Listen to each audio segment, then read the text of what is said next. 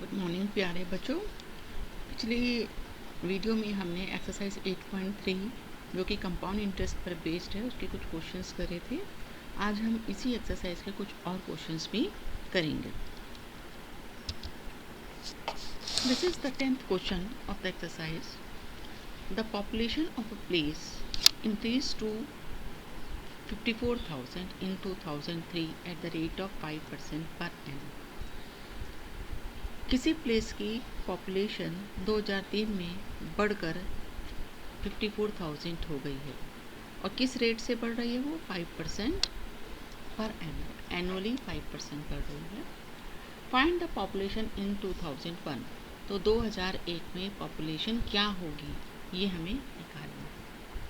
तो 2001 तो इससे पहले का टाइम हो गया और ये अब दो साल बाद का पॉपुलेशन हमें दिया है।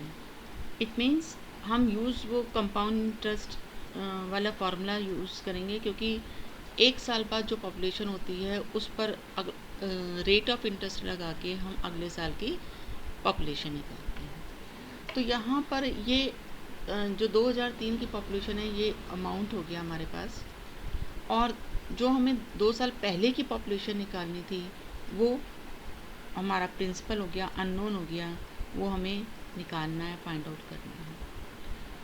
तो फार्मूला लगाया a = p1 + r/100⁴n। तो यहाँ a की जगह ये हो गया क्योंकि ये प्रेजेंट पॉपुलेशन दी है, equal 1 + r/100⁴2 multiplied by population in 2001। ये यहाँ पर इसके साथ है पॉपुलेशन इन 2001। तो यहाँ से जब आप इसको काटेंगे ये हो जाएगा 1/20। तो ये एलसीएम लेंगे 21/20 हो गया, इट इज़ 21/20²। तो जब आपको पॉपुलेशन इन 2001 निकालेंगे, ये बेटा ये थोड़ा सा इधर आ गया, ये आप इधर लिख लीजिएगा, पॉपुलेशन इन 2001 इक्वल 54,000, ये मल्टीप्लाइड बाय जो यहाँ डिनोमिनेटर था, डिनोमिनेटर यहाँ क्या आया था 20 मल्टीप्लाइड बाय 20, और न्यूमरेटर में क्या हो गया था 21, 20 + 1 21, तो वो डिनोमिनेटर में आ जाएगा 21 मल्टीप्लाइड बाय 21। आप इसे कैलकुलेशन करेंगे तो आपके पास ये पॉपुलेशन आ गई। तो इसे राउंड फिगर में लिख लेंगे क्योंकि डेसिमल में तो हो नहीं सकते तो हम इसे राउंड फिगर में क्या करेंगे 80 लिख देंगे क्योंकि ये डेसिमल के बाद 5 से ग्रेटर है, तो ये इंक्रीज हो जाएगा। So it will be 48,980 approximately. Next part of the question is what would be its population in 2005। तो 2005 में मतलब अब से 2 साल बाद क्या होगी पॉपुलेशन, अब से 2 साल बाद का पूछ रहा है, इसका मतलब अमाउंट निकालना है आपको। तो यहाँ 2005 में जो पॉपुलेशन होगी वो 54,000 जो प्रेजेंट पॉपुलेशन थी इंटू 1 + 5/100⁴2। अगेन आपने इसे डिवाइड करना है, 1/20 आएगा, एलसीएम लेंगे, इट इज़ 20 + 1 दैट इज़ 21/20 का square, so it becomes 21/20 multiplied by 21/20। आप इसे कैंसिल आउट करेंगे, you will get 59,535। This is the next question.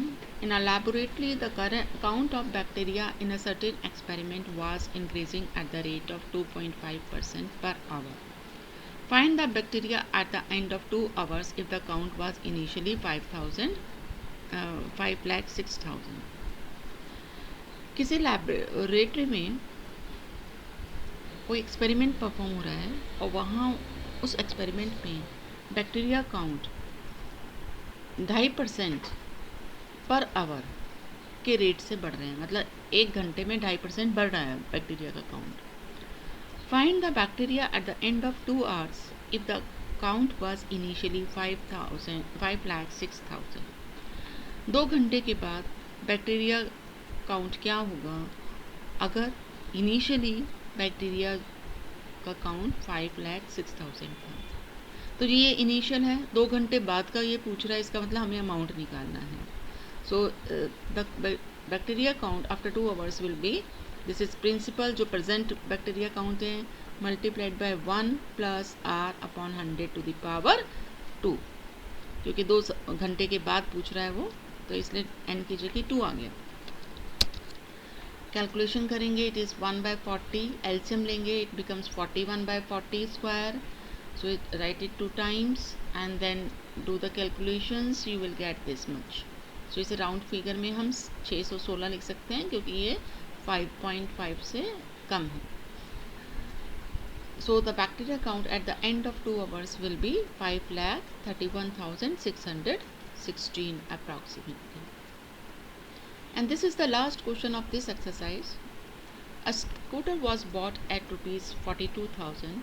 Its value depreciated at the rate of 8% per annum.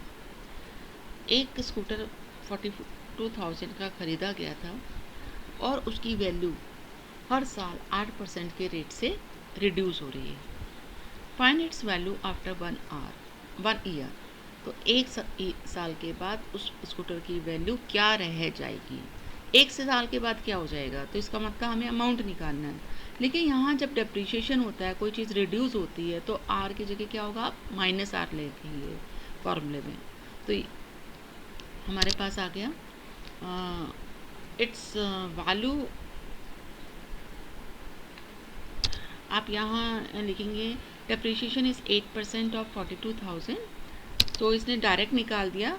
इसने क्या करा, डेप्रिशिएशन फार्मूला ना लगा के, क्योंकि एक ही साल है, तो एक साल के तो आप सिंपल इंटरेस्ट के फॉर्मूले से भी निकाल सकते हैं डेप्रिशिएशन।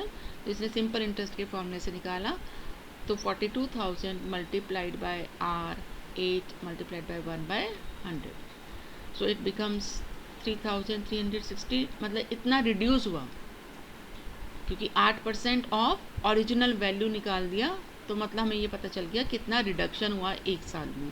तो आप डायरेक्टली ये रिडक्शन आ गया, तो वैल्यू आफ्टर 1 ईयर क्या हो जाएगी, जो ओरिजिनल वैल्यू थी माइनस रिडक्शन। इसने यहाँ परसेंटेज का यूज़ करा है, इस फॉर्मूले से, अमाउंट के फॉर्मूले से नहीं करा है हमने। तो हम उसके फॉर्मूले से भी कर सकते थे, लेकिन वहाँ पे आर को आपने -r रखना होगा। अमाउंट वाले फॉर्मूले से भी कर सकते थे इसको। So that's all for today. Thank you. Now you complete this exercise.